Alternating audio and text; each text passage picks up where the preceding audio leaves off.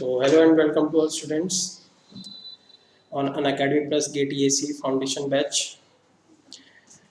So this is the batch for those students who are preparing for GATE exam but face some difficulties in basic of electrical engineering, basic related to electrical engineering, mechanical engineering. Like for example, in 11th or 12th class, we deal with the very basic topics of gases, current, electricity, circuits, ठीक है। और फिर जब अपन engineering में जाते हैं तो अपन इन्हीं टॉपिक्स को बहुत बड़े वास्ट लेवल पे पढ़ते हैं, ठीक है। तो जब अपना बेसिक ही स्ट्रांग नहीं होता तो फिर अपन और इंजीनियरिंग तक आते आते अपन उन टॉपिक्स को थोड़ा भूल भी जाते हैं, ठीक है। तो फिर जब अपन गेट की प्रिपरेशन करने जाते हैं तो फिर अपन को इन बड़े बड़े टॉपिक्स, बड़े बड़े सर्किट्स, है ना, काइनेटिक थ्योरी ऑफ गैसेस का एडवांस लेवल, है ना, तो इन सब में थोड़ी सी प्रॉब्लम आती है। तो गेट की प्रिपरेशन के दौरान इस प्रॉब्लम को खत्म करने के लिए अनअकैडमी द्वारा ये इंजीनियरिंग की प्रिपरेशन कर रहे बच्चों के लिए फाउंडेशन बैच स्टार्ट करा गया है, जिसमें अपन 11th और 12th का बेसिक जो मैथ्स और फिजिक्स जो अपने इंजीनियरिंग में काम आता है, ठीक है, वो सब यहाँ पे रिवाइज करते हैं और वापस से अपने बेस को स्ट्रॉन्ग बनाते हैं, ठीक है।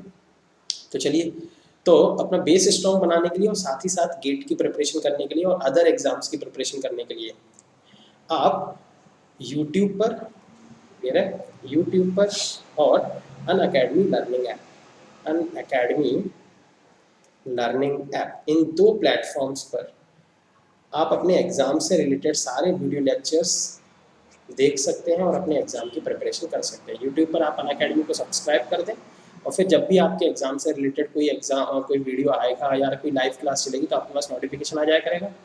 और अनअकैडमी लर्निंग ऐप, इसको आप प्ले स्टोर से डाउनलोड करेंगे और फिर यूट्यूब और इसमें क्या फ़र्क है, भाई यूट्यूब पे अपन को भाई अपने लेक्चर के साथ साथ और भी बहुत एक्स्ट्रा मटेरियल वहाँ आसपास दिखता रहता है ना, साइड में। तो इससे इसीलिए अनअकैडमी लर्निंग ऐप, इसको डाउनलोड करना ज़्यादा बेटर है। इससे क्या होगा, अपन सीधे अपने एग्जाम से रिलेटेड वीडियोस देख सकते हैं, ठीक है, और उन्हीं पे फोकस कर सकते हैं, ठीक है। तो वीडियो लेक्चर्स की तो प्रॉब्लम यहाँ पे ख़त्म हो जाती है, ठीक है। आप वीडियो लेक्चर सुन सकते हैं हर एक टॉपिक के, अपने सब्जेक्ट से रिलेटेड, अपने एग्जाम से रिलेटेड, ओके। अब रही बात, वीडियो लेक्चर्स तो सुन लेंगे, भी नॉलेज भी हो जाएगी, लेकिन इन वीडियो लेक्चर्स को सुनते सुनते अपन को कुछ प्रॉब्लम्स भी आते हैं। लाइक अब कोई वीडियो लेक्चर अपन देख रहे हैं तो अपन को डाउट आ गया, तो फिर अपन सोचते हैं कि भाई डाउट सेशन भी हो जाए तो उसमें अपन अपने सारे डाउट क्लियर कर सकते हैं, ठीक है। तो वो डाउट सेशन के लिए लाइव क्लास ये अलग से लगाए जाते हैं और इनके लिए फिर आपको अनअकैडमी को कुछ पे करना होता है, क्लियर है। साथ ही साथ जब हम पूरा सब कुछ पढ़ लेते हैं तो अपन अपने आप को जज करना चाहते हैं कि भाई कितना आता है, कितना याद है, कितना भूल गए, तो उसके लिए अनअकैडमी टेस्ट सीरीज भी चलाता है, तो उसके लिए भी आपको अनअकैडमी को कुछ पे करना होता है, ठीक है। स्ट्रक्चर्ड शेड्यूल, आपका सिलेबस कब खत्म होगा, कौन सा चैप्टर कितने दिन में खत्म होगा, फिर रिवीजन कैसे होगा, टेस्ट सीरीज कैसे चलेगी, है ना, तो ये सब स्ट्रक्चर्ड शेड्यूल और अनलिमिटेड प्रैक्टिस। तो ये सारे एक्स्ट्रा बेनिफिट्स अगर आपको चाहिए, वीडियो लेक्चर्स तो आप फ्री में सुन ही सकते हैं, लेकिन वीडियो लेक्चर के साथ साथ अगर ये फीचर्स भी आपको चाहिए तो फिर आपको अनअकैडमी का प्लस सब्सक्रिप्शन लेना होता है, ठीक है। और उसके लिए फिर आपको कुछ पे करना होता है। तो उसके लिए पे क्या करना होता है ये मैं आपको अगली स्लाइड में बताता हूँ, ठीक है। अब अगर आपको ये फीचर्स कम लगते हैं, है ना, मतलब आप ये चाहते हैं कि live class, test series, structured schedule और अनलिमिटेड प्रैक्टिस, इसके साथ साथ मुझे एक पर्सनल कोच भी दे दे अनअकैडमी, साथ ही साथ स्टडी प्लानर भी दे दे, एक एक्सपर्ट गाइडलाइंस, है ना, जिस एग्जाम के अपन प्रिपरेशन कर रहा है उसी एग्जाम से रिलेटेड कोई एक्सपर्ट अपन को गाइड करने लगे, और अपने एग्जाम से रिलेटेड क्वेश्चन एंड आंसर्स। तो अगर ये सब भी अपन को मिल जाए, है ना, तो फिर अपन को इसके लिए क्या लेना होता है, अनअकैडमी से आइकॉनिक सब्सक्रिप्शन, ठीक है। तो अब इन सब्सक्रिप्शन के चार्जेस क्या हैं वो अपन डिस्कस कर लेते हैं, ठीक है। अगर बात करें प्लस सब्सक्रिप्शन की, तो प्लस सब्सक्रिप्शन के चार्ज है 22,500 फॉर 12 मंथ, ठीक है। अगर आपको ये ज़्यादा लगता है तो आप 6 मंथ के लिए भी ले सकते हैं प्लस सब्सक्रिप्शन, और कम लगता है तो 24 मंथ्स के लिए भी ले सकते हैं। अगर आप एक साथ पे नहीं करते तो यहाँ पे नो कॉस्ट EMI का ऑप्शन भी अवेलेबल है, तो आप यहाँ पे नो कॉस्ट EMI भी ले सकते हैं, ठीक है। वही बात करें अगर अपन आइकॉनिक सब्सक्रिप्शन की, तो आइकॉनिक सब्सक्रिप्शन का चार्ज है फॉर गेट EAC बैच, है ना, 40,500, क्लियर है, फॉर 12 मंथ। 6 मंथ के लिए आइकॉनिक सब्सक्रिप्शन अवेलेबल नहीं है गेट चैनल पर, ठीक है, और 24 मंथ्स के लिए अगर लेना चाहें तो उसके लिए अवेलेबल, ठीक है। यहाँ पे भी नो कॉस्ट EMI का ऑप्शन अवेलेबल है। अब बात करते हैं डिस्काउंट की, तो अगर आप सब्सक्रिप्शन लेते समय, ठीक है, अगर आप रेफरल कोड यूज़ करते हैं AMARS, तो फिर आपको जो भी आपके ऊपर एप्लीकेबल चार्जेस हैं उसमें 10% का डिस्काउंट दिया जाएगा। क्लियर है? तो ये AMARS रेफरल कोड यूज़ करना ना भूलें। क्लियर है? तो ये कोड ज़रूर यूज़ करें, तभी आपको 10% का डिस्काउंट। ठीक है? पेमेंट आप जैसे चाहे वैसे कर सकते हैं, SDLC, credit card, debit card, ICICI, जिस बैंक के है ना पेमेंट करना बाकी आप जानते ही हैं। क्लियर है? ये कोड यूज़ करना ना भूलें AMARS, क्योंकि यही वो कोड है जो आपको 10% का डिस्काउंट दिलाएगा। क्लियर है? ओके, चलिए। ये वो चैनल है जिस पे आप मुझे देख पा रहे हैं, GATE EAC foundation batch. Daily यहाँ पे 150,000 प्लस मेंबर्स आते हैं और कुछ ना कुछ सीखते हैं और अपनी नॉलेज को इंक्रीज करते हैं। ठीक है? तो ज़्यादा से ज़्यादा इस लिंक को शेयर कीजिए ताकि बाकी लोगों तक भी ये लेक्चर्स पहुँच सकें। ठीक है? क्योंकि ये बिल्कुल फ्री लेक्चर्स, ठीक है, इनके लिए आप अकेडमी में आपसे कोई चार्ज नहीं करते। ठीक है? ये मेरा टेलीग्राम चैनल है, इसको जरूर सब्सक्राइब कर दें, क्योंकि लेक्चर के बाद इस चैनल पर लेक्चर की PDF फाइल अपलोड कर दी जाती है और उस PDF फाइल को फिर बाद में आप वहाँ से डाउनलोड भी कर सकते हैं। ठीक है? इससे क्या होगा कि आप जब भी रिवीजन करने बैठेंगे तो फिर आपको बार बार वीडियो लेक्चर सुनने की ज़रूरत नहीं पड़ेगी और आप सीधा PDF से चीज़ों को बहुत कम टाइम में रिवाइज कर सकते हैं। क्लियर है?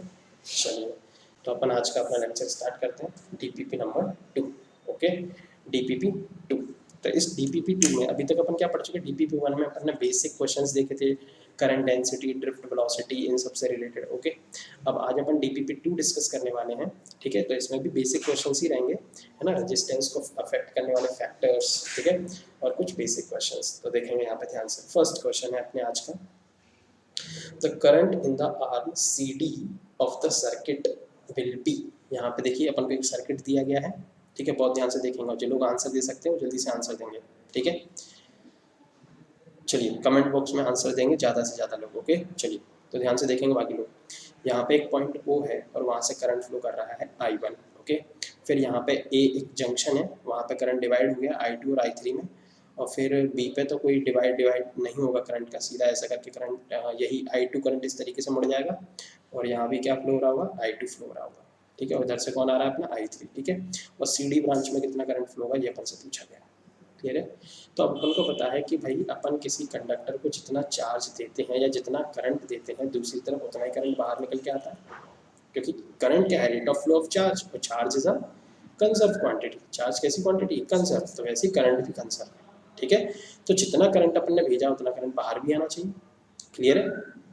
तो फिर यहाँ से देखिए I1 था, I2 और I3 में डिवाइड हो गया, है ना। I1 इस तरीके से गया और फिर किस में डिवाइड हो गया? I2 और I3 में। यहाँ से I2 और यहाँ से I3। क्लियर है? और फिर I2 I3 और फिर यही करंट इस तरीके से चला गया, तो ये और इधर से ऊपर से ये घूम के I2 ऐसा आ गया, तो I2 और I3 इस पॉइंट पे आके फिर से मिल गए। ठीक है? तो I2 और I3 आके फिर से मिल गए, तो यहाँ पे क्या हो जाएगा? I2 प्लस I3, जो कि फिर से क्या हो जाएगा? I1 के इक्वल। तो अपना ऑप्शन देख लेंगे I2 प्लस I3, तो अपना आंसर क्या हो जाएगा? B option is the correct option. Clear है? तो B option is the correct answer. ठीक है? चलिए, नेक्स्ट क्वेश्चन डिस्कस करते हैं। ठीक है? तो बहुत ही बेसिक क्वेश्चंस हैं, है ना। तो अपन को कंसेप्ट क्लियर हो जाते हैं ऐसे बेसिक क्वेश्चंस लगाने से, और फिर अपन कभी बड़े बड़े क्वेश्चंस में भी गलतियां नहीं करते हैं ना, आगे चल के थोड़ा लेवल टफ होता जाएगा। ठीक है? तो फिलहाल नेक्स्ट क्वेश्चन देखते हैं अपन, नेक्स्ट क्या है तो देखेंगे ध्यान से। नेक्स्ट क्वेश्चन में अपन से क्या पूछा गया है? ड्रिफ्ट वेलोसिटी, सॉरी मोबिलिटी अपन से पूछी गई। ध्यान से देखिए, बहुत ही शानदार क्वेश्चन है। ठीक है? चलिए, नेक्स्ट क्वेश्चन में अपन को गिवन क्या है पहले इसको पढ़ते हैं अपन, तो ध्यान से देखेंगे यहाँ पे।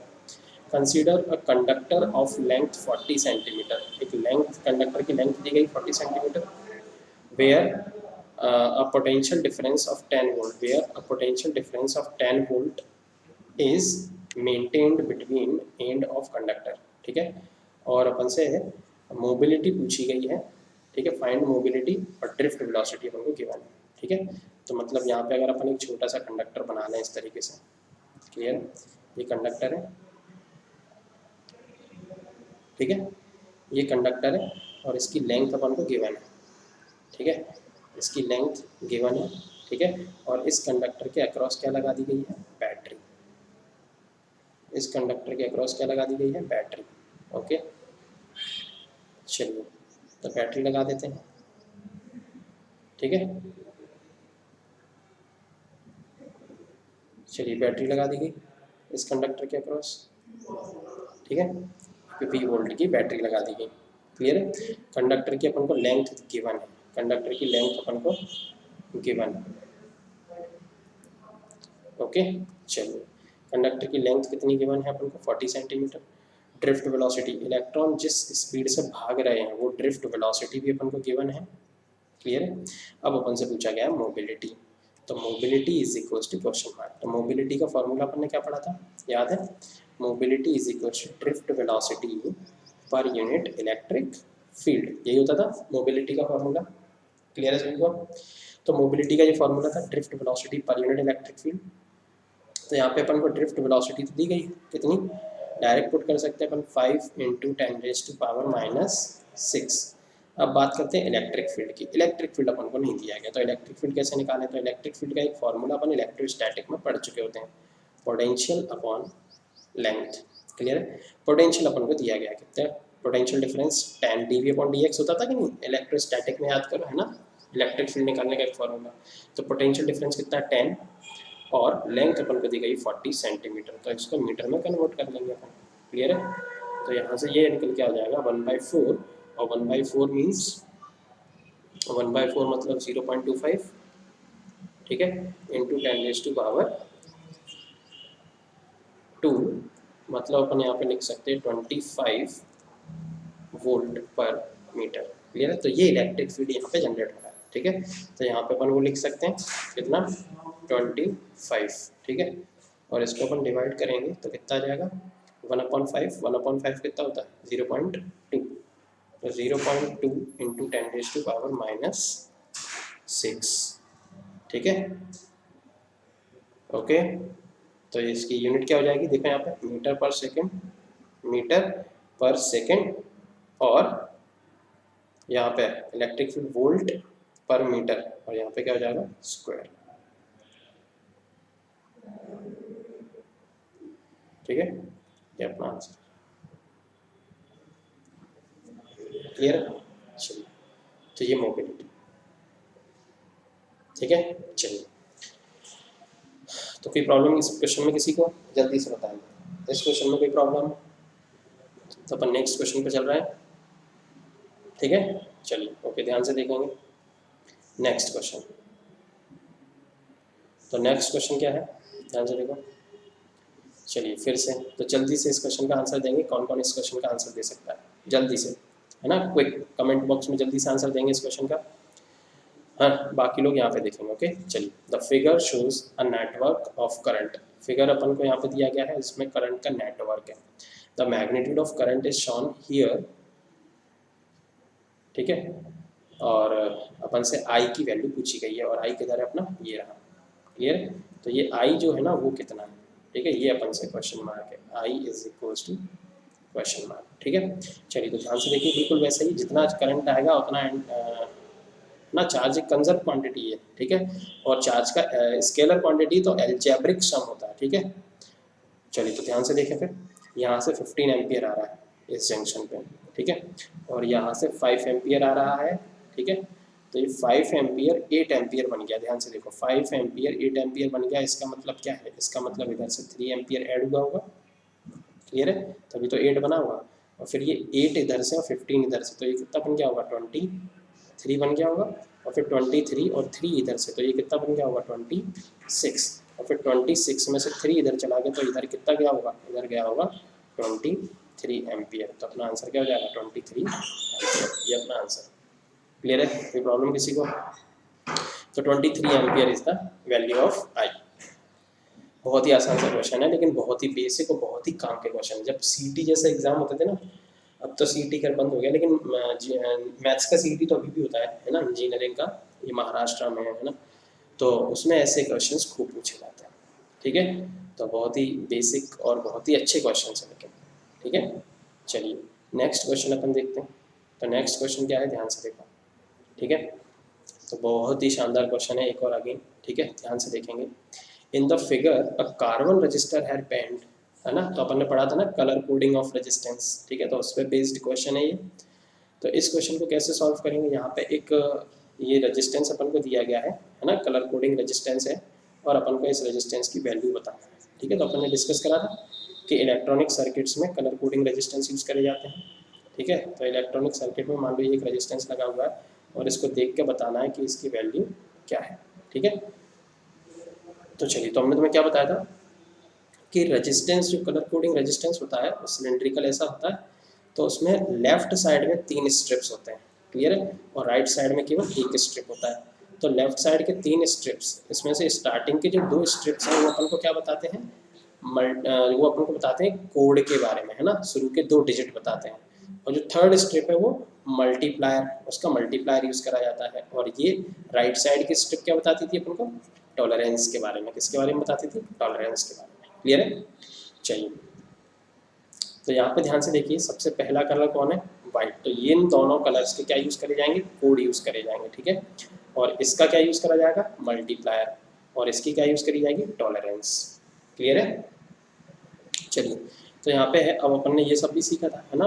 तो B Roy, B Roy, Great Britain, very good wife, very good wife, है ना, गोल्डन सिल्वर नो कलर फिर, ठीक है। तो वाइट देखो कौन से नंबर पे आ रहा है, 1 2 3 4, सॉरी 0 1 2 3 4 5 6 7 8 9, है ना। तो यहाँ पे वाइट के लिए क्या यूज़ करोगे, कोड 9, ओके। अब अगर आंसर करना चाहो तो एक बार में अपना आंसर आएगा, क्योंकि 9 तो केवल एक ही ऑप्शन में, तो आंसर तो पता चल चुका है, डी ऑप्शन, लेकिन फिर भी अपन सॉल्व कर लेते हैं, ठीक है, ठीक है। अब बात आई ब्राउन कलर की, तो ब्राउन कलर का भी कोड यूज़ होता है। ब्राउन कलर का कोड कितना है, ठीक है, स्टार्टिंग के 2 कलर हैं उनके कोड यूज़ करे जाते हैं, ठीक है। तो ब्राउन, तो ब्राउन है ना, तो ये रहा बी रॉय, तो यहाँ पे एक ब्राउन होता था, फिर ये ब्लैक होता था, है ना। तो ब्राउन, ब्राउन का कोड कितना होता है, सॉरी ये ब्लैक है ना, ये ब्लैक है और ये ब्राउन है, ठीक है, ये ब्राउन है। तो ब्राउन का कोड कितना होता था, 1, और ब्लैक का 0। तो यहाँ पे क्या आएगा, 1। और अब यहाँ पे रेड है, रेड का क्या यूज़ होता था, मल्टीप्लायर। तो रेड का मल्टीप्लायर, तो रेड का कलर कितना है, 2। तो मल्टीप्लायर में भी 10 की पावर उतनी ही रहती है जितना कोड होता है, तो into 10 raise to power 2, okay, 10 raise to power 2, ठीक है, क्लियर है। और यहाँ पे टॉलरेंस की इन्होंने कोई बात करी नहीं है, तो अपन भी नहीं करेंगे टॉलरेंस की बात, ठीक है। वैसे अगर पूछा जाता तो सिल्वर का टॉलरेंस कितना होता, ±10%, क्लियर है। तो यहाँ पे अगर अपन रेजिस्टेंस की वैल्यू लिखें, तो रेजिस्टेंस की वैल्यू आ जाएगी 91 इंटू 10 रेज टू पावर 2 ±10% ओम, ये अपने रेजिस्टेंस की वैल्यू है, क्लियर है। तो यहाँ पे ध्यान से देख लीजिए, इसको अपन क्या लिख सकते हैं, 9.1 किलो ओम, तो इसलिए अपना आंसर क्या हो जाएगा, डी ऑप्शन, क्लियर है सभी को, ओके। तो इस क्वेश्चन में कोई प्रॉब्लम नहीं होनी चाहिए, क्योंकि ये बहुत ही शानदार क्वेश्चन है, और ऐसे क्वेश्चन अपन को आने चाहिए, क्यों, इसका रीज़न है ना, कि नीट जैसे एग्जाम में, सब लोग जानते हैं नीट क्या है भाई, है ना। तो नीट के बच्चे जो लोग लेक्चर सुन रहे हैं वो तो जानते हैं नीट क्या है, बाकी इंजीनियरिंग के जो बच्चे हैं उनको भी पता भी नीट क्या है, ठीक है। तो नीट जैसे एग्जाम में पिछले लास्ट 2 ईयर्स से ये क्वेश्चन हर बार पूछा जा रहा है, क्लियर है। तो ये बहुत ही शानदार क्वेश्चन है, ठीक है। चलिए, अच्छा, इस क्वेश्चन का ऐसा भी पूछ सकते हैं, तुम्हें ऐसे रेजिस्टेंस की वैल्यू देकर वो कलर कोडिंग पूछ सकते हैं कि को कलर बताओ कौन कौन से रेजिस्टेंस में लगे हुए हैं, क्लियर है। चलिए आगे चलते हैं। अगला क्वेश्चन क्या है कि if a 0.1% increase in length due to stretching, तो स्ट्रेचिंग वर्ड आ गया, मतलब अपन एक बात तो समझ चुके हैं, क्या समझ चुके हैं, जल्दी से बोलो। स्ट्रेचिंग आ गया मतलब एक बात फिक्स है, क्या, volume is equals to constant. यहाँ पे वॉल्यूम क्या रहेगा, कांस्टेंट, बात खत्म, ठीक है। और जब वॉल्यूम कांस्टेंट है तो यहाँ पे लेंथ को बदला जा रहा है ना, तो रेजिस्टेंस का लेंथ के साथ क्या रिलेशन होता है, रो एल बाय ए।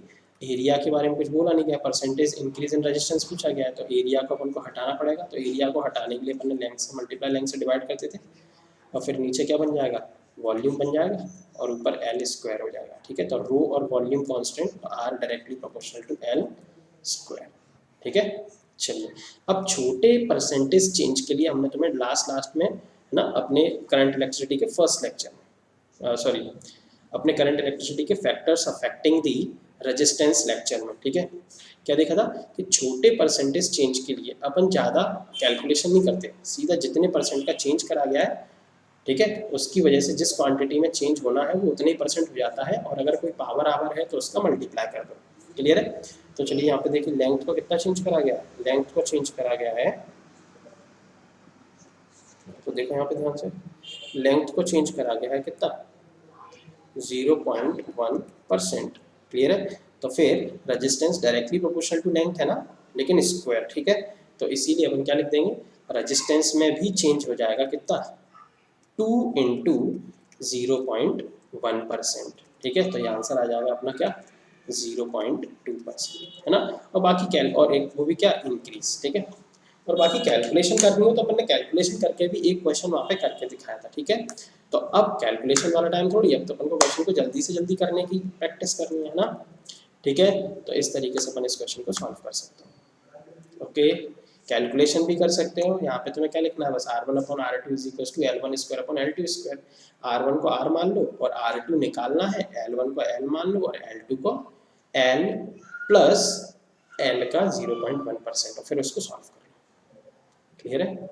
चलिए नेक्स्ट, तो नेक्स्ट क्वेश्चन पे चलते हैं। तो नेक्स्ट क्वेश्चन क्या है, देखो इस क्वेश्चन में अपन से क्या बोला गया है, देखेंगे ध्यान से। इस क्वेश्चन में बोला गया है कि amperes of current is passed, है ना, through metallic conductor, the charge flowing in 1 minute, ठीक है। यहाँ पे 5 एम्पियर है, कितना है, 5 एम्पियर है, ओके, मिसप्रिंट हुआ यहाँ पे, 5 एम्पियर, 5 एम्पियर ऑफ करंट। तो अपन को करंट दिया गया है कितना, 5 एम्पियर, ओके। अब अपन से क्या पूछ रहे हैं, कंडक्टर से 5 एम्पियर करंट पास हो रहा है, तो charge flowing in 1 minute, 1 minute में कितना चार्ज फ्लो कर रहा है, ठीक है। तो अपन को पता है आई इज इक्वल टू क्या होता है, क्यू अपॉन टी, क्लियर है। तो अब आई कितना दिया गया अपन को 5, क्यू की जगह अपन क्या पुट कर देंगे, एनी, ठीक है, अपॉन टाइम की जगह 60, क्लियर है। तो यहाँ पे अपन को क्यू की जगह कोई कुछ पुट नहीं करना, क्योंकि चार्ज ही पूछा गया है, तो एनी पुट करने की जरूरत है नहीं, ठीक है। ठीक है, अगर नंबर ऑफ इलेक्ट्रॉन्स पूछे जाते तो फिर अपनी जगह यहाँ पे क्यू की जगह एनी पुट कर देते, ठीक है। तो यहाँ पे क्यू निकल के आ जाएगा अपना कितना, 300 कूलॉम, क्लियर है। 300 कूलॉम चार्ज हर 1 मिनट में उस कंडक्टर से पास कर रहा है। क्लियर है बात सभी को। चलिए कोई भी डाउट हो पूछ सकते हो तुरंत, है ना। कल का इंतजार या कभी का इंतजार नहीं करेंगे कि बाद में किसी दिन डाउट क्लास लगेगी तब पूछ लेंगे, है ना। चलिए नेक्स्ट क्वेश्चन, नेक्स्ट क्वेश्चन क्या है, the specific resistance of metal is most affected by, है ना, स्पेसिफिक रेजिस्टेंस, है ना, specific resistance most affected by, ठीक है, रो, ठीक है। तो रो दो चीज़ों पर डिपेंड करता है, तो किस किस पे, रो एक तो मटेरियल पर डिपेंड करता है, दूसरा टेम्परेचर पे। इसके अलावा रो किसी पर भी डिपेंड नहीं करता, length of conductor, area of conductor, किसी भी चीज़ पर डिपेंड नहीं करता, क्लियर है, ठीक है। तो यहाँ पे नेचर ऑफ मटेरियल तो है नहीं है, प्रेशर वगैरह ये सब तो हो ही नहीं सकते, ठीक है। तो यहाँ पे केवल किस पे डिपेंड करता होगा, वो टेम्परेचर, क्लियर है। इस बात को हमेशा याद रखेंगे, ठीक है। चलिए नेक्स्ट क्वेश्चन। तो नेक्स्ट एक छोटा सा रिमाइंडर, है ना। तो रिमाइंडर इज दैट कि अनअकैडमी आपके लिए फ्री वीडियो लेक्चर्स आपके एग्जाम से रिलेटेड, है ना, जिस एग्जाम की आप प्रिपरेशन कर रहे हैं उन सारे एग्जाम से रिलेटेड आपके लिए फ्री लेक्चर्स अवेलेबल कराता है, पूरे फुल सिलेबस के, ओके। कोई भी टॉपिक उसमें मिसिंग नहीं होता, क्लियर है, ठीक है। तो कहाँ कहाँ पर अवेलेबल कराता है, यूट्यूब पर और plus Unacademy learning app, Unacademy learning app, इन दो जगहों पर, क्लियर है। यूट्यूब पर भी आप अनअकैडमी के फ्री लेक्चर्स देख सकते हैं अपने एग्जाम से रिलेटेड, वो भी फुल, ठीक है। और अनअकैडमी लर्निंग ऐप, इसको आप प्ले स्टोर से डाउनलोड कर सकते हैं और यहाँ पर भी आप अपने एग्जाम से रिलेटेड सारे वीडियो लेक्चर्स देख सकते हैं, ठीक है। अब मेरे ख्याल से ये ज़्यादा बेस्ट है, क्यों बेस्ट है, क्योंकि यूट्यूब पर जो अपन वीडियो लेक्चर्स देखते हैं तो वहाँ पे साइड में और भी बहुत सारा कंटेंट अपन को दिखता रहता है, तो अपन डाइवर्ट होते रहते हैं, है ना, और डाइवर्ट होने के बहुत सारे चांसेस रहते हैं, ठीक है। लेकिन अनअकैडमी लर्निंग ऐप, यहाँ पे आपको केवल आपके एग्जाम से रिलेटेड चीज़ें ही दिखेंगी, तो आप अगर किसी दूसरी चीज़ पर स्विच भी करते हैं तो अपने एग्जाम से रिलेटेड ही कुछ देखेंगे, क्लियर है। तो इसीलिए इस ऐप को प्ले स्टोर से जरूर डाउनलोड करना है, क्लियर है, प्ले स्टोर, ठीक है। चलिए इसके अलावा फ्री में वीडियो लेक्चर्स तो अवेलेबल हैं, देख लेंगे और अपनी नॉलेज इंक्रीज कर लेंगे और एग्जाम क्रैक करने के लिए अपन अपने आप को प्रिपेयर करेंगे, ठीक है। लेकिन इसके अलावा कुछ और भी चीज़ें ज़रूरी हैं, ठीक है। जैसे वीडियो लेक्चर्स देखते देखते अपन को कोई डाउट आ जाता है, तो वो डाउट अपन कैसे सॉल्व करें अपना, है ना। तो उसके लिए स्पेशल लाइव क्लासेस, है ना, लाइव सेशन जिनमें डाउट क्लियरिंग चलता है, एक टेस्ट सीरीज जिससे अपन अपने आप को जज कर पाते हैं कि भाई अपन को कितना आता है, कितना भूल गए, कितना याद है। एक स्ट्रक्चर्ड शेड्यूल कि एक प्लानिंग वे में पूरा सिलेबस खत्म करना है, फिर रिवीजन करना है, टेस्ट सीरीज है ना ज्वाइन करना है, तो वो सारा स्ट्रक्चर्ड शेड्यूल और अनलिमिटेड प्रैक्टिस। तो अगर ये सब भी आपको अनअकैडमी से चाहिए, है ना, वीडियो लेक्चर्स के साथ साथ, वीडियो लेक्चर्स तो आप देख ही रहे हैं ना, तो उसके साथ साथ अगर आपको ये सब भी मिल जाए तो इसके लिए आपको अनअकैडमी का प्लस सब्सक्रिप्शन लेना होता है। कौन सा सब्सक्रिप्शन? Plus subscription. क्लियर है? अब प्लस सब्सक्रिप्शन, तो इसके लिए कुछ अनअकैडमी आपके ऊपर चार्जेस लगाती है। वीडियो लेक्चर्स तो आपको फ्री में दे दिए, अब इसके लिए वो कुछ चार्ज करती है, ठीक है। तो वो चार्ज क्या है मैं आपको बाद में बताता हूँ। ओके, चलिए। अब अगर ये सारे एक्स्ट्रा फीचर्स अपन को कम लगते हैं, नहीं सर हमें इनके साथ साथ पर्सनल कोच भी चाहिए, स्टडी प्लानर भी चाहिए, एक्सपर्ट गाइडेंस भी चाहिए, और अपने एग्जाम से related means question and answers की प्रैक्टिस भी चाहिए, तो फिर अपन को लेना होता है आइकॉनिक सब्सक्रिप्शन, ठीक है। तो चलिए इनके चार्जेस क्या है देख लेते हैं, ठीक है। तो अगर आप लेते हैं अनअकैडमी का प्लस सब्सक्रिप्शन, ठीक है, तो प्लस सब्सक्रिप्शन के चार्ज हैं 22,500। ध्यान रखें ये चार्जेस किसके लिए? गेट का सब्सक्रिप्शन अगर आप लेते हैं तो, ठीक है। अलग अलग एग्जाम के सब्सक्रिप्शन के चार्जेस अलग अलग हैं, क्लियर है। तो अगर गेट का सब्सक्रिप्शन लेते हैं आप तो आपके चार्जेस हैं 22,500, वो भी प्लस सब्सक्रिप्शन के, ओके, फॉर 12 मंथ, ठीक है। और अगर आपको ये कम लगता है तो आप 24 मंथ्स के लिए भी ले सकते हैं, और ज़्यादा लगता है तो 6 मंथ के लिए भी ले सकते हैं। एक साथ अगर पे नहीं कर पाते आप तो फिर आपके लिए नो कॉस्ट EMI ऑप्शन भी अवेलेबल है यहाँ पे, क्लियर है। अगर बात करें आइकॉनिक सब्सक्रिप्शन की, तो गेट का आइकॉनिक सब्सक्रिप्शन का चार्ज है 40,500 फॉर 12 मंथ, ठीक है। अगर आप चाहें, ये 6 मंथ के लिए तो वैसे अवेलेबल है नहीं है, और 24 मंथ्स के लिए अगर आप चाहें तो ले सकते हैं। नो कॉस्ट EMI ऑप्शन यहाँ पर भी अवेलेबल है, क्लियर है, ठीक है। अब बात करते हैं डिस्काउंट की। तो अगर आप ये सब्सक्रिप्शन प्लान लेते समय रेफरल कोड यूज़ करते हैं AMARS, क्या यूज़ करते हैं? AMARS, तो फिर आपको जो भी एप्लीकेबल चार्जेस हैं उसके ऊपर 10% का डिस्काउंट दिया जाएगा, क्लियर है। तो वो डिस्काउंट लेने के लिए AMARS रेफरल कोड ज़रूर यूज़ करें, क्लियर है। चलिए, ठीक है। ऐसा बिल्कुल भी नहीं कि ये रेफरल कोड आप मुझे गेट ESE चैनल पर देख रहे हैं तो केवल गेट का सब्सक्रिप्शन लेने में ही ये रेफरल कोड यूज़ होगा, ऐसा बिल्कुल भी नहीं है। अगर आप चाहें तो जिस एग्ज़ाम का आप सब्सक्रिप्शन प्लान ले रहे हैं तो वहाँ पर ये कोड यूज़ कर सकते हैं, ठीक है। आपको 10% का डिस्काउंट मिलेगा, ठीक है। अच्छा, ये मेरा टेलीग्राम चैनल है, ठीक है, तो इसको जरूर सब्सक्राइब कर दें, क्योंकि इस चैनल पर लेक्चर के बाद PDF अपलोड कर दी जाती है, और फिर वो PDF आप वहाँ से डाउनलोड करके अपने नोट्स में ऐड कर सकते हैं। तो जब भी कभी बाद में अपन रिवीजन करते हैं तो वापस से वीडियो लेक्चर सुनने की ज़रूरत नहीं होगी, और अपन PDF से बहुत जल्दी से रिवीजन कर सकते हैं, ठीक है। चलिए, तो अपन अपने नेक्स्ट क्वेश्चन पे आते हैं, ठीक है। तो नेक्स्ट क्वेश्चन क्या है, ध्यान से सुनो, ठीक है। तो नेक्स्ट क्वेश्चन क्या है, बहुत ध्यान से सुनो। The positive temperature coefficient of resistance, ठीक है, positive temperature coefficient of resistance. तो पॉजिटिव टेम्परेचर कोएफिशिएंट याद है? पॉजिटिव टेम्परेचर कोएफिशिएंट का सिंबल क्या होता है, कहाँ आता था, ठीक है। तो टेम्परेचर कोएफिशिएंट ऑफ रेजिस्टेंस ये आता था अल्फा, है ना। तो क्या होता है, अल्फा, है ना। Change in resistance is equals to R alpha delta T, ये फॉर्मूला होता था, ठीक है। तो ये जो अल्फा है ना, ये अल्फा, ठीक है, ये मेटल्स के लिए, है ना, पॉजिटिव होता है। मेटल्स के लिए क्या होता है, मेटल्स के लिए अल्फा क्या होता है, पॉजिटिव होता है, क्योंकि टेम्परेचर बढ़ाने पर रेजिस्टेंस बढ़ता है, और टेम्परेचर कम करने पर रेजिस्टेंस कम होता है, ठीक है। वहीं अगर अपन बात करें सेमीकंडक्टर, किसके लिए बात करें, सेमीकंडक्टर, है ना। अब बात चलिए तो सब कुछ बता ही देते हैं, ठीक है। सेमीकंडक्टर के लिए बात करें, ठीक है, अगर अपन बात करें सेमीकंडक्टर की, ठीक है, सेमीकंडक्टर, तो सेमीकंडक्टर के लिए अल्फा क्या होता है, नेगेटिव, मतलब यहाँ पे टेम्परेचर बढ़ाने पर रेजिस्टेंस कम होता है, और टेम्परेचर कम करने पर रेजिस्टेंस बढ़ता है, क्लियर है। चलिए, और बात करें अगर अपन इंसुलेटर्स की, किसकी बात करें, इंसुलेटर्स, ठीक है। तो इंसुलेटर्स के लिए टेम्परेचर कोएफिशिएंट ऑफ रेजिस्टेंस है वो 0 होता है, मतलब यहाँ टेम्परेचर चाहे तुम बढ़ाओ चाहे कम करो, रेजिस्टेंस पे कोई फ़र्क नहीं पड़ता, रेजिस्टेंस पे कोई फ़र्क नहीं पड़ता। Is that clear? ओके, तो रेजिस्टेंस पे कोई फ़र्क नहीं पड़ता, ठीक है।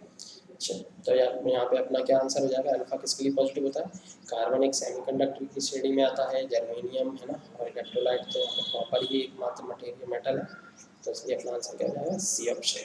ठीक है, चलिए तो नेक्स्ट क्वेश्चन अपन सॉल्व करते हैं।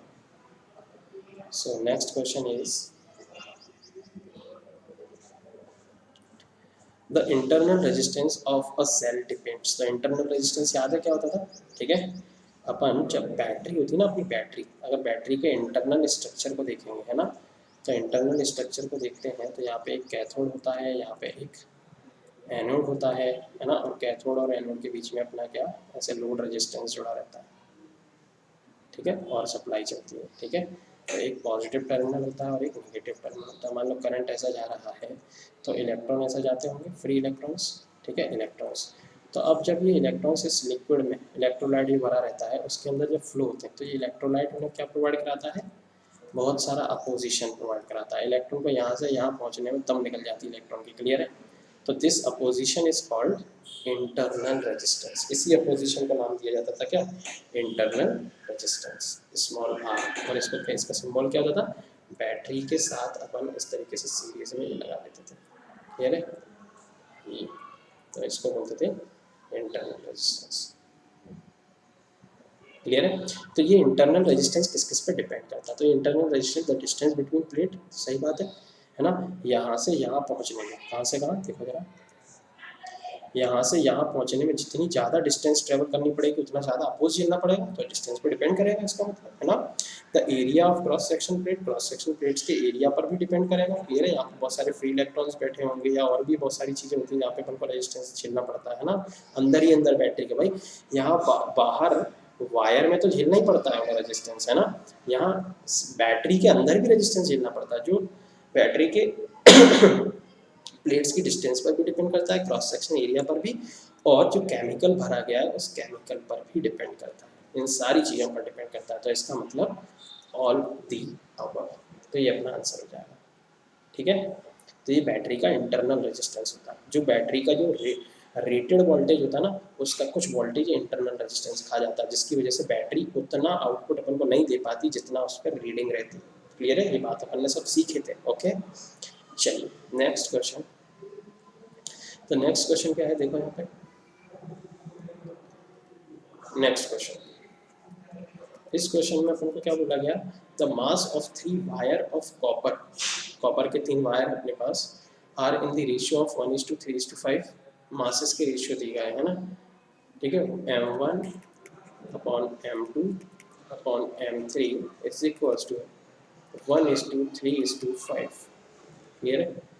and their lengths are in ratio 5:3:1, और उनकी लेंथ का रेशियो दिया गया है अपन को L1:L2:L3 इज इक्वल टू, ये दिया गया है अपन को 5:3:1, okay. The ratio of their electrical resistance, तो रेजिस्टेंस का रेशियो क्या है, तो भाई अपन को पता है कि सिंस रेजिस्टेंस क्या होता है, R is equal to rho L/A,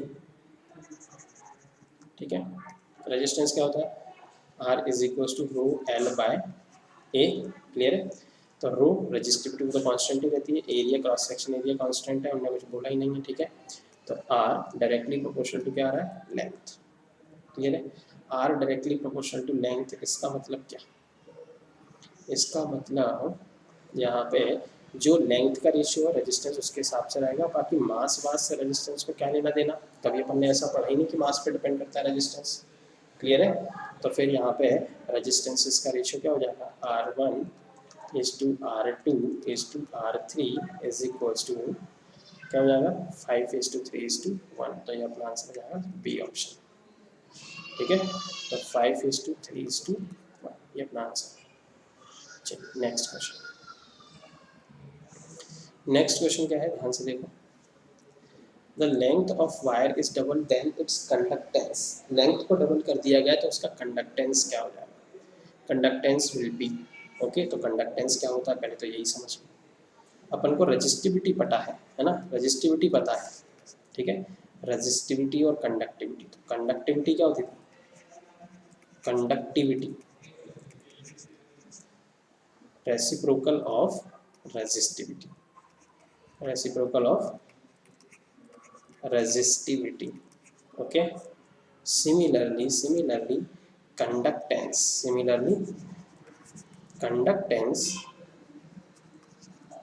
is reciprocal of resistance. Conductance is reciprocal of resistance. Okay, ये रेजिस्टेंस का रेसिप्रोकल होता है, ये रेजिस्टेंस का रेसिप्रोकल। तो कंडक्टेंस का सिंबल अपन सी पकड़ लें, तो ये क्या होता है 1 अपॉन रेजिस्टेंस, पर इसको अपन क्या लिख सकते हैं ए अपॉन रो एल। तो कंडक्टेंस क्या है इनवर्सली प्रोपोर्शनल टू लेंथ, ठीक है। बाकी लेंथ डबल कर दी तो अब देख लो भाई कंडक्टेंस क्या हो जाएगा, देखो आप, ठीक है। एरिया को कांस्टेंट मान लेंगे, ठीक है। चलिए, तो C1 upon C2 is equals to L2 upon L1, ऐसे ही लिखेंगे, ठीक है। तो L2 कितना लिखोगे 2L और L1 कितना लिखोगे L, ठीक है। L कैंसिल आउट हो जाएगा, तो C2 यहाँ पे निकल के आ जाएगा C1 बाय 2, ये अपना आंसर हो जाएगा। मतलब कंडक्टेंस अपना हाफ हो जाएगा, विल बी हाफ, मतलब D option is correct. Clear है। चलिए नेक्स्ट क्वेश्चन डिस्कस करते हैं। तो नेक्स्ट क्वेश्चन क्या है, so the next question is एक वायर है of length L and resistance R is stretched to get the radius of cross section half, ठीक है। what is the new resistance, तो यहाँ पे फिर से देखिए स्ट्रेच शब्द अपन को दिख चुका है, तो स्ट्रेच अपन को दिख गया है, मतलब वॉल्यूम कांस्टेंट, मतलब वॉल्यूम कांस्टेंट, और वॉल्यूम कांस्टेंट तो उस टाइम पर रेजिस्टेंस इनवर्सली प्रोपोर्शनल होता था रेजिस्टेंस की पावर 4, सॉरी रेडियस की पावर 4। क्लियर है, जब वॉल्यूम कांस्टेंट होता था। तो यहाँ पे अपन क्या लिखेंगे R1 upon R2 is equals to radius 2 upon radius 1 की पावर 4।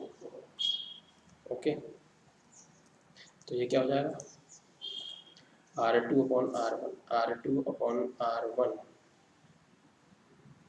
तो रेडियस को क्या कर दिया गया हाफ कर दिया गया, तो R2 क्या हो गया R बाय 2 अपॉन R और उसकी पावर 4, तो R कैंसिल आउट हो जाएगा, ये बचेगा 1 बाय 16 और यहाँ पे हो जाएगा R1 अपॉन R2।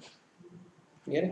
अच्छा, तो अब यहाँ से अपन क्या करेंगे, तो R2 निकालना था, तो R2 क्या हो जाएगा 16 R1, और R1 को क्या पकड़ लो R पकड़ लो, तो अपना रेजिस्टेंस कितना हो जाएगा 16 टाइम्स हो जाएगा।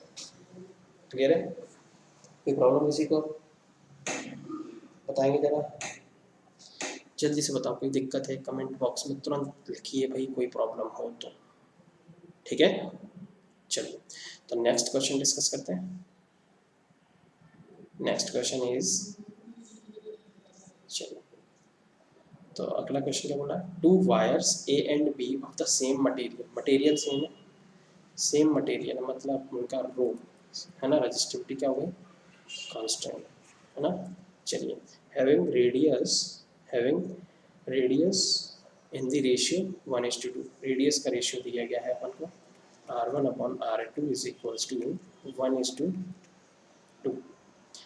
And carry current in the ratio, current का रेशियो भी दिया गया है I1 upon I2 is equals to 4:1, ठीक है।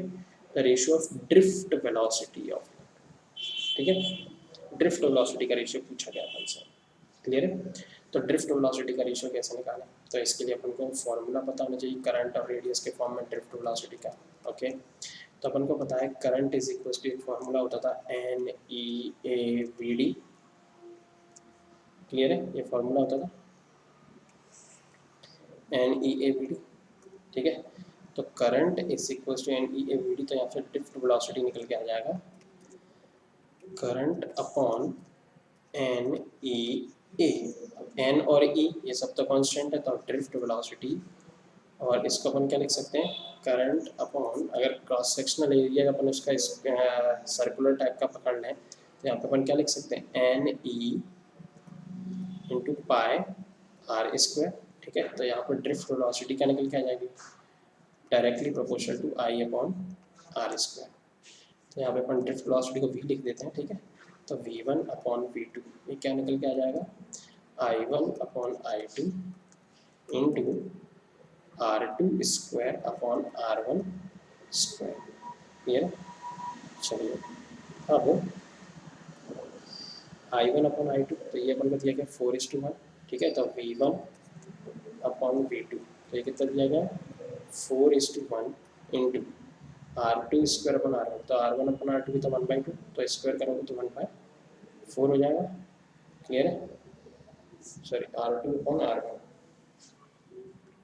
करंट रेशियो अपन को दिया गया था, रेडियस का रेशियो 1/2 दिया गया है, ठीक है। अपन ने उल्टा लिख दिया थोड़ा सा, यहाँ पे वापस से देखो, 1 मिनट से लोग यहाँ पे देखेंगे ध्यान से। करंट का रेशियो कितना दिया गया है 4:1, करंट का रेशियो कितना 4:1, ठीक है। और रेडियस का रेशियो 1/2 है ना, तो इसको उल्टा करके लिखेंगे तो 2:1 और उसका भी क्या करना है स्क्वायर, तो ये 4 हो जाएगा, तो आंसर आ जाएगा 16:1, ठीक है। तो 16:1 इज ए ऑप्शन, तो A option is the correct answer. Clear है, कोई प्रॉब्लम किसी को? तो ये एक अच्छा क्वेश्चन है, ठीक है, इसको याद रखना। ओके चलो नेक्स्ट क्वेश्चन देखते हैं। नेक्स्ट क्वेश्चन, चलिए तो नेक्स्ट क्वेश्चन में क्या बोल रहा है, ये वैसा क्वेश्चन आ गया है ना, कलर कोडिंग रेजिस्टेंस का। इसमें अपन को क्या दिए गए, कलर्स दिए गए। तो देखिए यहाँ पे ये एक अपन को रेजिस्टेंस दिया गया है, ठीक है, और उसके लेफ्ट साइड के कलर्स अपन को दिए गए हैं ब्राउन, ब्लैक, ग्रीन, ठीक है। इधर है ब्राउन, ब्लैक, ग्रीन, ठीक है, और इधर है गोल्ड। तो यहाँ तो कौन है गोल्ड, ठीक है, इधर कौन कौन है ब्राउन,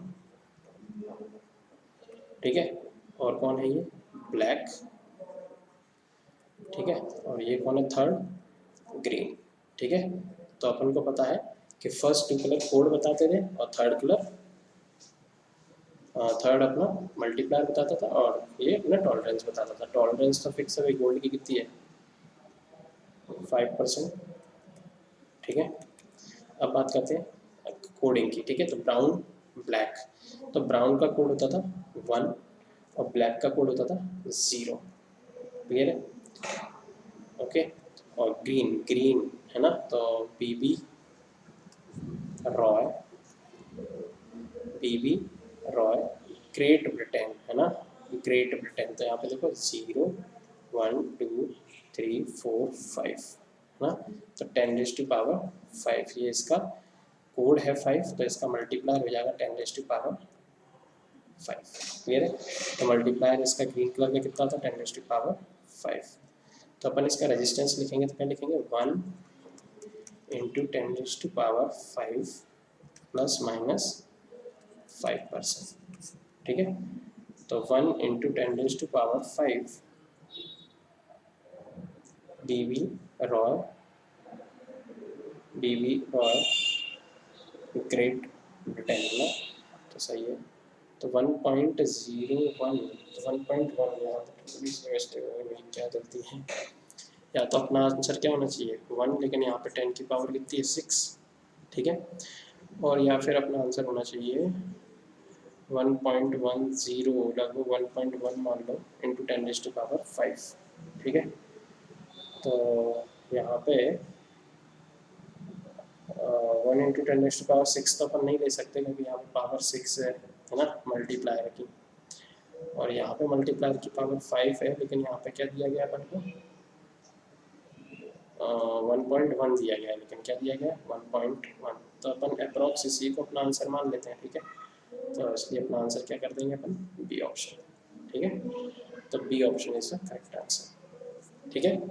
चलो नेक्स्ट क्वेश्चन देखेंगे।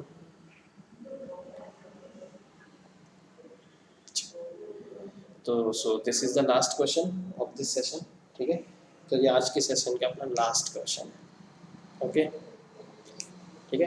तो आई होप कि इस डीपीपी में तो बहुत सारी चीज़ें, बेसिक चीज़ें सीखने को मिली होंगी, छोटे छोटे से क्वेश्चंस है ना, जो सीईटी जैसे है ना, जो स्टेट लेवल के एग्जाम होते हैं ना, उनमें खूब पूछे जाते हैं। और जो लोग इंजीनियरिंग की प्रिपरेशन करते हैं तो बाकी इंजीनियरिंग एग्जाम भी देने जाते हैं, है ना। कुछ इंजीनियरिंग के बच्चे बैंक पीओ इन सब के फॉर्म भरते हैं, तो उनमें ऐसे क्वेश्चन खूब पूछे जाते हैं, ठीक है। तो ये क्वेश्चंस भी बहुत काम के, और बाकी इनका ही एडवांस लेवल हम को गेट वगैरह इन सब देखने को मिलता है। क्लियर है? चलो, तो इस क्वेश्चन में क्या पूछेगा, two copper wires of length L and 2L have a radius R and 2R respectively, what is the ratio of their specific resistance? Specific resistance का रेशियो पूछा गया है, रो। क्लियर है? ठीक है, तो रो 1/रो2 is equals to question mark, ये अपन सब। क्लियर है? तो क्या है कि करंट लेंथ का रेशियो दिया गया, रेजिस्टेंस का, रेडियस का रेशियो दिया गया। बताओ क्या आंसर करोगे इस क्वेश्चन का। जो इस क्वेश्चन का आंसर देगा भाई वो एकदम अल्टीमेट बंदा है। ठीक है, चीज़ें समझाने के बाद उसको समझ में आ जाती है और वो हमेशा के लिए दिमाग में रख लेता है। जल्दी से इसका आंसर बताओ क्या होगा। क्लियर है? नहीं आ रहा तो फिर यहाँ देखिए बराबर। चलिए, तो ये जो रजिस्टिविटी है ना, स्पेसिफिक रेजिस्टेंस है ना, ये कई बार हम तो बता चुके हैं, ये केवल डिपेंड करता है nature of material and temperature. इन दो चीज़ों पर डिपेंड करता है, nature of material and temperature. तो चाहे तुम रेडियस कैसा भी रखो, वायर कैसा भी रखो, लेंथ कुछ भी रखो, रेडियस कुछ भी रखो, क्या फ़र्क पड़ता है। आप टेम्परेचर बदल रहे हैं क्या, आप नेचर मटेरियल बदल रहे हैं क्या, तो ऐसा तो कुछ कर नहीं रहे। इसका मतलब क्या, रजिस्टिविटी या स्पेसिफिक रेजिस्टेंस सेम रहने वाला है। मतलब इनका रेशियो 1:1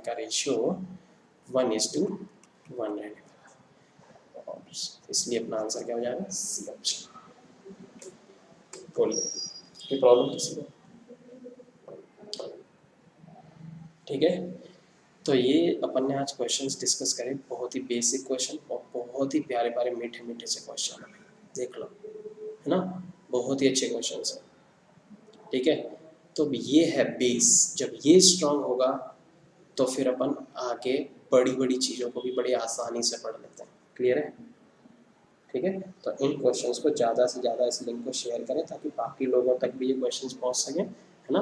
तो इस वीडियो लेक्चर्स को खूब शेयर करें, खूब लाइक करें और चैनल को सब्सक्राइब करें ताकि अगली डीपीपी जो कि नेक्स्ट सेशन में, ठीक है, वो भी आप तक पहुंच पाएगी। अगली डीपीपी में अपन क्या डिस्कस करने वाले हैं, तो फर्स्ट डीपीपी में अपन ने basic questions, drift velocity, current density, है ना, करंट इन सब पे डिस्कस करे थे। इसमें अपन ने फैक्टर्स अफेक्टिंग द रेजिस्टेंस इस पे डिस्कशन करा। ठीक है, और अगली डीपीपी में अपन सीरीज पैरेलल कॉम्बिनेशंस के क्वेश्चंस करने वाले हैं। क्लियर है? और फिर अपन नेक्स्ट लेक्चर में अपन केवीएल और केसीएल स्टार्ट कर देंगे। ठीक है, चलिए, तो ये था आज का लेक्चर। ओके, चलिए, तो वापस से एक बार फिर से सुनेंगे। तो अनअकैडमी एक वेल नोन प्लेटफॉर्म है भाई, सबको पता है कि भाई अनअकैडमी है क्या। ठीक है, तो Unacademy is the India's largest online platform on which you can learn anything related to your exam, whatever you are preparing for exam, you can anything learn from the Unacademy platform related to your exam. Clear है? पूरे video lectures आपके आपके exam से related सारे video lectures है ना, जिनमें एक एक टॉपिक को कवर करा जाता है, सारे लेक्चर्स यूट्यूब पे और अनअकैडमी लर्निंग ऐप पे पड़े रहते हैं। क्लियर है? तो आप दोनों जगह जाके ये लेक्चर सुन सकते हैं। दोनों जगह जाएंगे ही, क्या को अपन एक जगह ही रहेंगे, है ना। तो वो एक जगह जो सबसे सही है वो है अनअकैडमी लर्निंग ऐप। क्यों? क्योंकि यूट्यूब पर जो अपन लेक्चर सुनते हैं ना, तो साइड में बहुत सारे और भाई पता कुछ मूवीज़ ही आ गई भाई, मान लो बगल में मूवी आ गई कोई, है ना, और मन कर गया भैया लेक्चर बंद करो, ये मूवी देख डालते पहले, है ना। तो इसलिए अपन अनअकैडमी लर्निंग ऐप को ही चुनेंगे। ठीक है, तो अनअकैडमी लर्निंग ऐप यही सबसे सही ऑप्शन है। उसको प्ले स्टोर से डाउनलोड करो और एग्जाम की प्रिपरेशन स्टार्ट करो। क्लियर है? तो वहाँ पे अगर कोई साइड में कोई दूसरा इंटरेस्टेड वीडियो दिख भी रहा है तो वो भी अपने एग्जाम से रिलेटेड ही होगा। ठीक है, तो वहाँ पे भटकने के कोई चांस है ही नहीं। क्लियर है?